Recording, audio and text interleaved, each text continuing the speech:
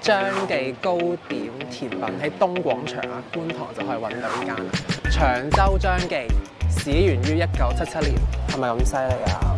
長洲就去得多啦，但係長洲大家都知道要坐一個遊輪去啦，好漫長啦，咁真係 very tired 嘅。咁對於我哋啲市民依家咁忙碌嘅生活節奏嚟講，係好難先食到正宗嘅長洲糯米糍。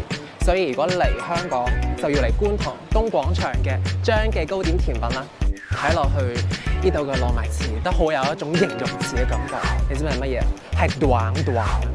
短短就係一個好好食，依家好興嘅形容詞。我知道係我自己作出嚟，但係你就可以感受到咩叫短短，咩叫香糯嘅感覺。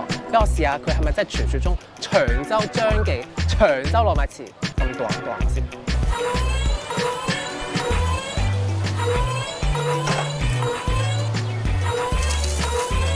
多謝晒。哇，多謝晒，係2粒啊！過嚟買一定要買2粒以上啊，好事成雙啊，知唔知道啊？右邊呢隻咧係芒果糯米糍，左邊隻係榴蓮糯米糍。咁食糯米糍咧定係食甜品咧，都有個慣例嘅。就係咩慣例咧？就係先食咗啲可能淡味啲啦，冇咁濃味。好，我哋先試下芒果糯米糍先。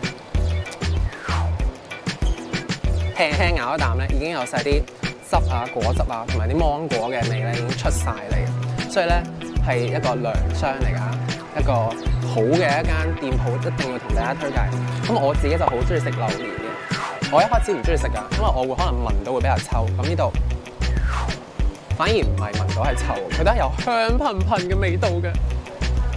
你睇下個皮薄到佢咁樣，而且仲有好多嘅汁啊，仲有好多嘅榴蓮肉啊。